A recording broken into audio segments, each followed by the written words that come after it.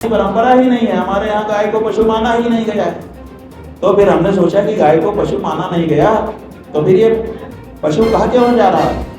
तो हमने देखा कि शायद मुगल आए थे हमारे यहाँ, आक्रमण किया था, उन्होंने कह दिया होगा। हमने 700 साल का मुगल इतिहास डाला। मुगलों ने गाय को कभी कभी मारा जरूर, मुगल गाय को खाने के लिए नहीं मारते थे, हमको चिढ़ाने के लिए मारते थे, क्योंकि हमारी गाय में बड़ी आस्था थी, हमारी बहन बेटियों में आस्था थी तो उनको अपमानित करने का प्रयास करते थे, हमारी मूर्तियों में आस्था थी तो हमारी मूर्तियों को, मंदिरों को तोड़ते थे।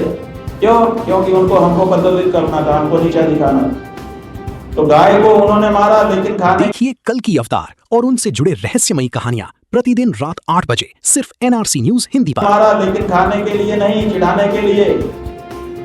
और कई बादशाह तो ऐसे हो गए जिन्होंने अपने समय में गौकसी को कानूनी रूप से बंद कर रखा था और मृत्यु दंड तक देने का प्रावधान कर रखा था। एक बादशाह ने तो अपनी वसीयत में लिखा अपने बेटे के लिए कि बेटा, हिंदुस्तान में राज अगर करना है तो गौ माता का अपमान कभी मत करना, गौकशी कभी मत होने दे। इसलिए उनके समय में गाय को पशु नहीं कहा गया। उसके बाद अंग्रेज आए। हाँ, अंग्रेजों के समय में ये शुरुआत हुई।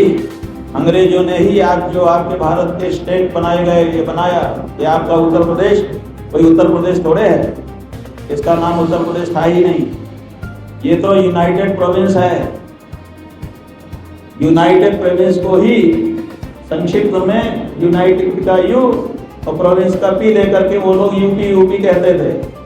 आजादी के बाद आपसे अंग्रेजी मोह छोड़ा नहीं गया, यूपी कहते तो आपने सोचा अब यूपी ही रह जाए, और इसीलिए आपने यूनाइटेड में से खोजा क्या करें तो यूनाइटेड का उत्तर कर दिया और प्रोविंस का प्रदेश कर दिया, तो आपका बन गया उत्तर प्रदेश। ये उत्तर प्रदेश अंग्रेजों के यहाँ से, अंग्रेजियत के कारण, यूपी के मोह के कारण निकला हुआ शब्द है। अब